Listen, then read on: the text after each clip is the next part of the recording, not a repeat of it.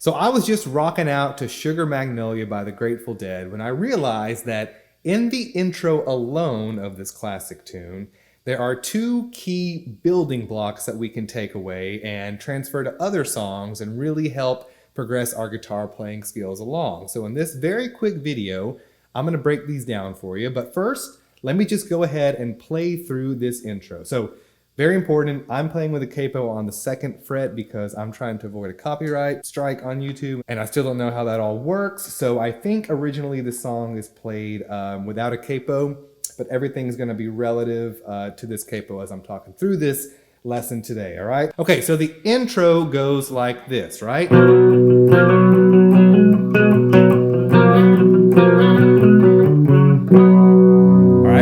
So the first takeaway that we can learn from is the idea that we can slide into a chord, okay? So the first thing that's happening here is that we are sliding up from the 1st fret into the 2nd fret to bar this A major chord, all right? So we're going for that. And what they do on this song is just simply slide up a fret from down the neck or up the neck. All right, be careful what you're doing with your right hand here. Strumming up and down to get the sound, which isn't perfect on here, but we're not about perfection. But try that much, right? Just slide up, okay? All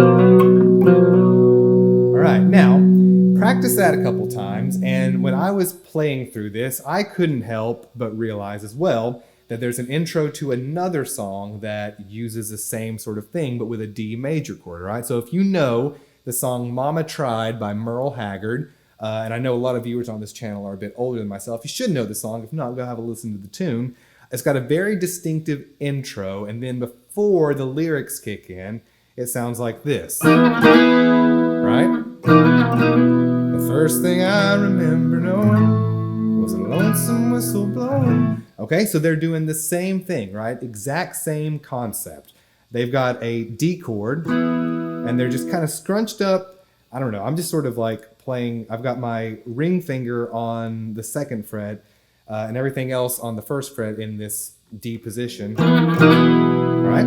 But again, it's a very cool little effect that really gives a song a lot, okay? So on to the second takeaway, right? This is the more difficult one. It's a bit more of a mindset shift, but I want to focus on the last part of the lick because there's a note and, you know, sort of a pattern that's fundamental to introduce ourselves into playing the blues, all right? So bear with me here.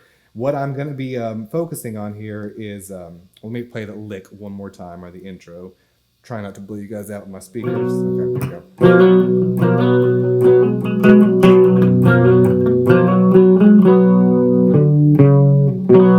Okay, so right here, we're on the 3rd fret of our A string, okay? Now let's play around with this because this is kind of a transition note that really helps us, you know, feel bluesy in this song, all right? Let me show you what I mean, okay? So go ahead and grab a bar A chord, okay? And I want you to hammer on with your middle finger onto that 3rd fret, going the opposite direction. So instead of like, right, just kind of go, right? Get that? Okay.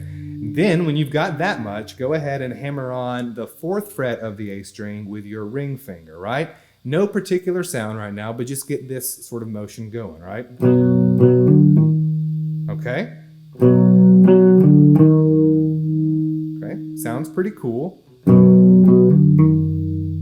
And then if you've got that, go ahead and end this sort of sequence of notes, whatever you want to call it, on the D string, right? Held down with your index finger, barring that A chord, okay?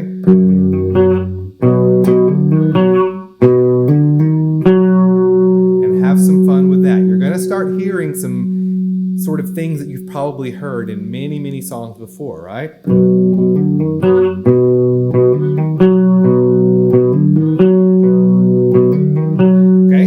To kind of go further with that, do that, but move everything up a string, or just like move into an E position, or what would be an E minor position.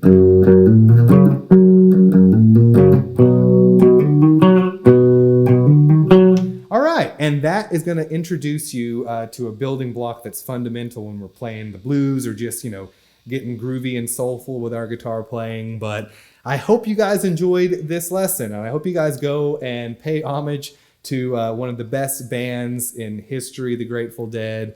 I know that they're touring with Dead and Company, or the newest incarnation of the band, Dead and Company, kicking off their final tour here in a couple months. So hopefully I'll get a chance to go see that. Let me know in the comments what you guys think about this lesson. And until next time, adios.